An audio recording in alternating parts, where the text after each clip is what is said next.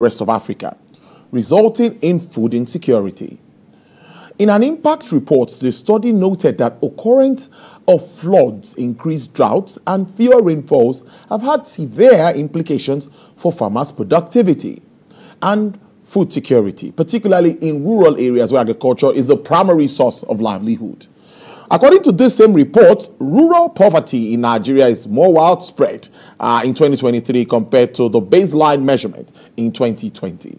To address these challenges, the report urges a holistic approach that encompasses disaster preparedness and response, climate resilient agricultural practices, water management strategies, and support for rural communities. AfricanFarmer Mogaji is a food security expert. He's live in the studio to share his views on this development. It's good to have you. Good afternoon. Thank you for having me. Good afternoon. We are here again. Yes, we are. Immediately we spoke yesterday. I said, we are at it again. Now, we were talking about food insecurity, trying to look at all means that government could resolve all of this. We've heard of the fertilizers. We will touch on all of that, seedlings and all of that. And now the flood has come. And it's devastating. It is scary, I must say. What does it mean practically to farmlands and all of that? Well, it basically threatens already fragile food security.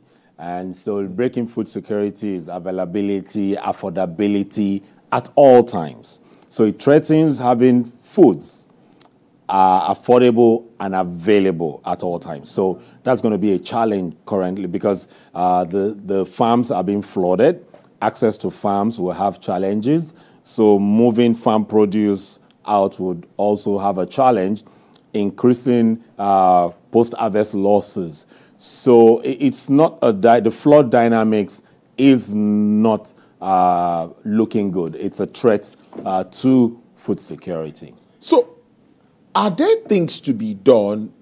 Because now when you say mitigating, because it's a natural disaster, I don't think, so what can we do when things like this happen? Well, things like this should not be meeting us as a surprise. There be warnings and warnings. Beyond the warnings, okay. There are parts, occasionally, we have the floods go out of hand.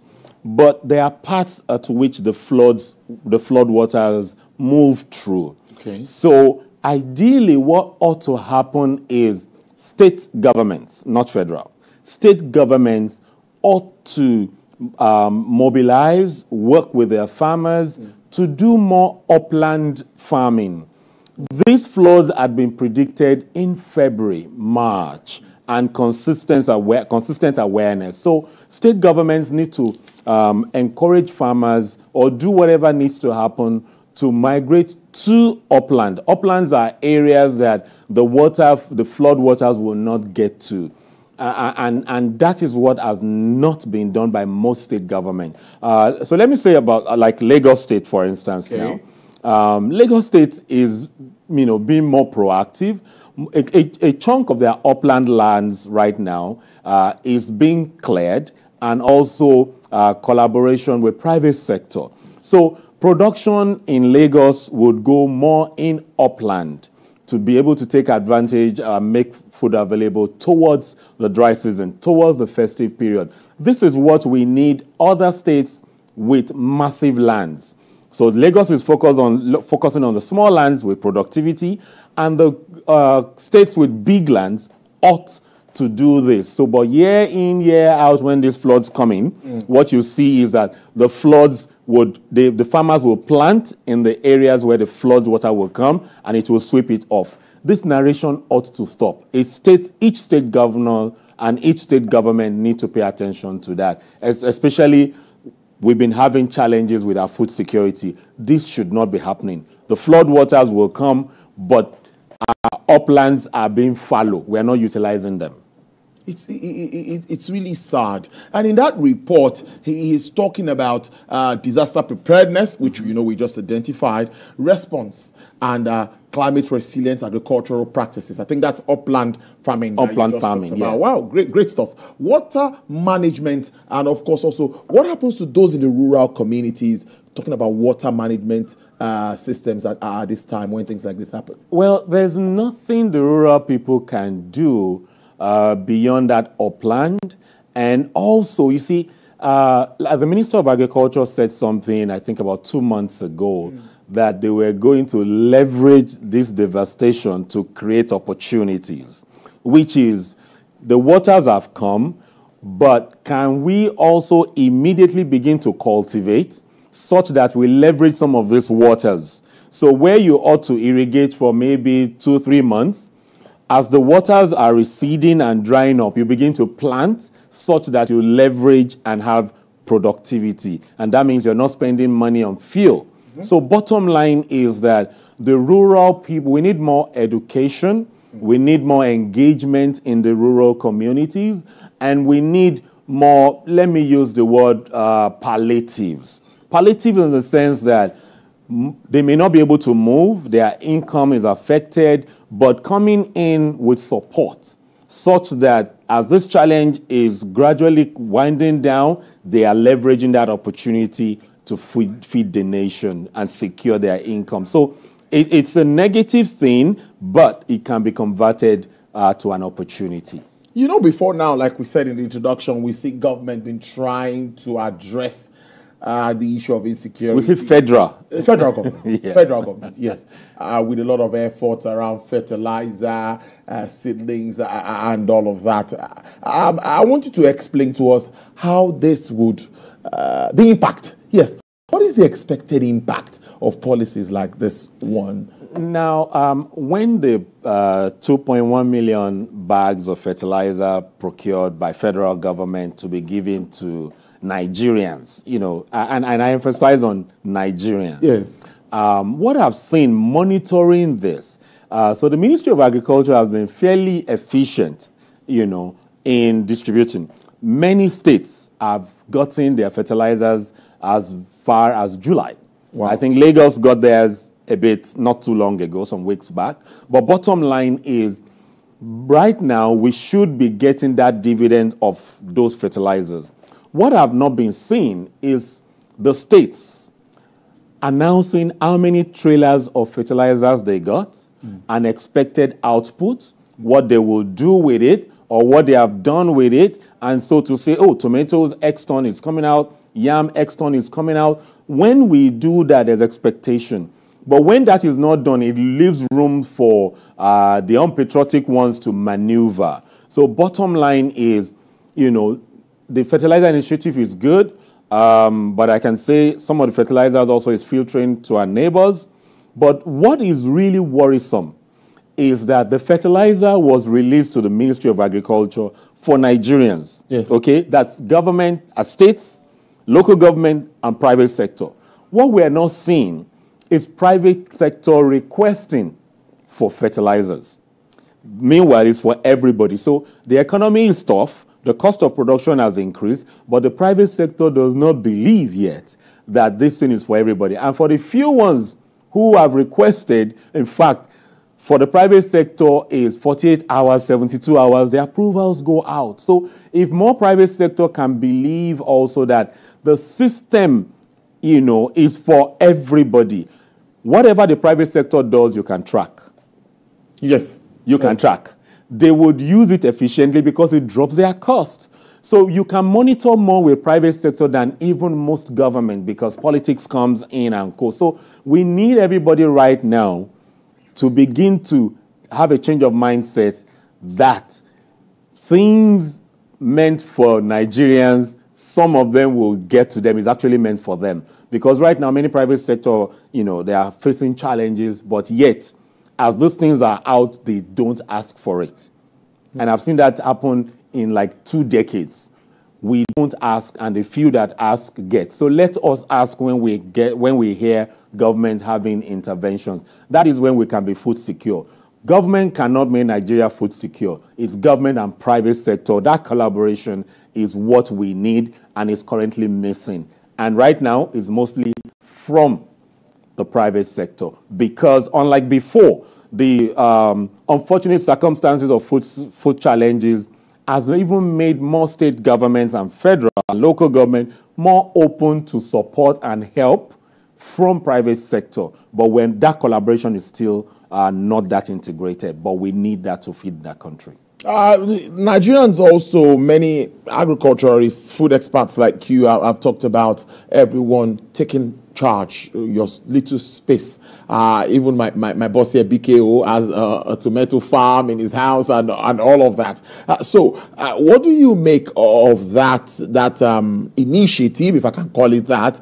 And do you think that can help really at this time, taking advantage of? First and first, having a garden, producing something small at home helps with our mental health. I keep saying this. It's firstly about our mental health. Okay. Because seeing a seed you planted germinate, growing helps us. There's a joy attached to it that helps emotions, balance out, helps BP drop, And when you see it harvested, there's a psychological effect of, oh, I'm growing good farm produce. And so it puts less pressure on food outside, though it will not be enough. But guess what?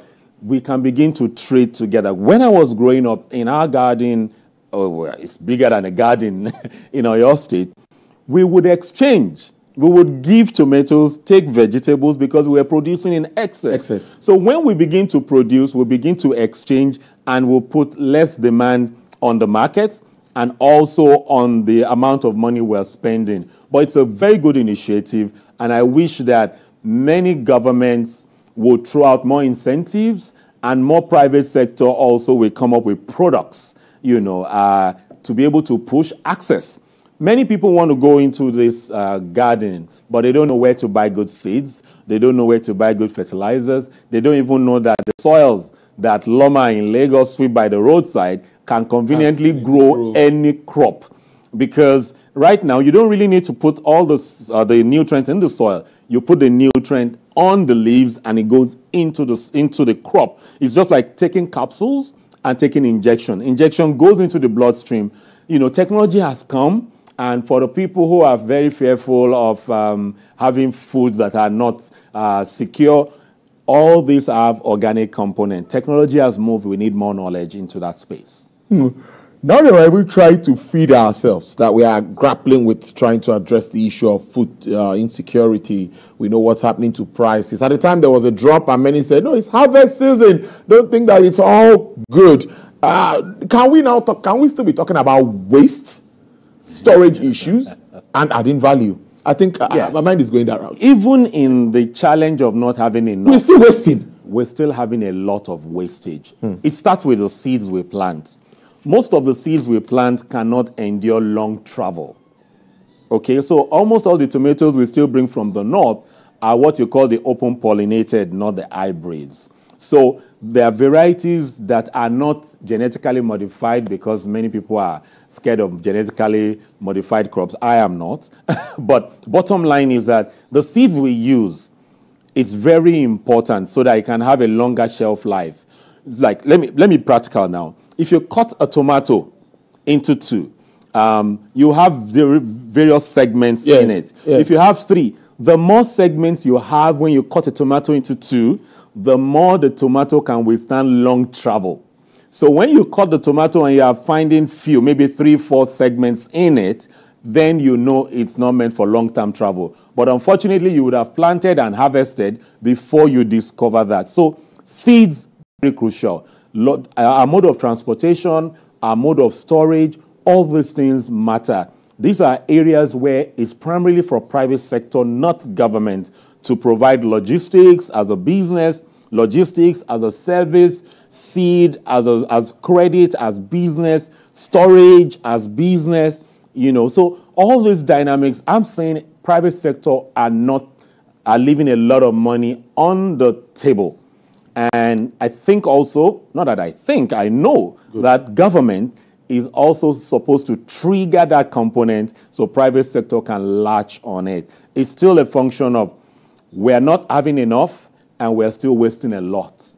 That is still what is happening. Then we're not adding value from source.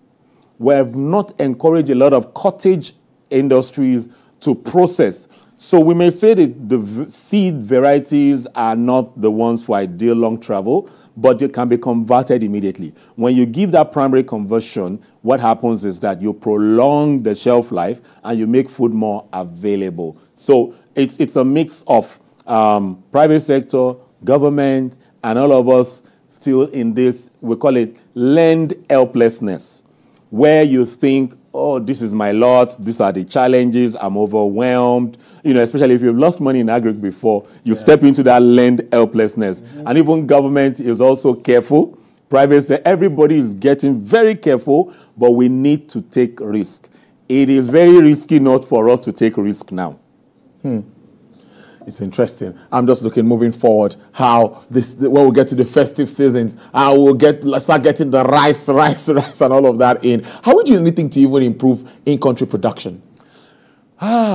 With the floods currently happening, with the Lado Dam that will be released and co. You know, we're having floods in the major rice-producing states in the country. And the release of the waters and the intensity of the rains that fall, we may need to balance things out. And really, must we eat rice for festive periods? You know, rice was a Wednesday, Sunday conversation years back. We just need to increase productivity of things like sweet potato, yams, and co. We need to aggressively try to diversify attention from rice. Why are people buying rice? It's because it's fast. Okay, so sweet potato noodles is big deal globally now, and we have a I think we're number 8, and we're not committing anything, you know, to it. So we can scale a few things and, you know, be able to be food secure. But really, we need to pay, you know, less attention to this rice. And it only comes by promotion, deliberately investing in branding and advertising to get it done. It's interesting always having you on the show. AfricanFarmer Mogaji is a food security expert. Thank you, and do enjoy the rest of your day. Thank you for having me. Well, let's take another break, and when we come back, my colleague Effiong Ekop is around, and we'll be talking markets. Don't go away.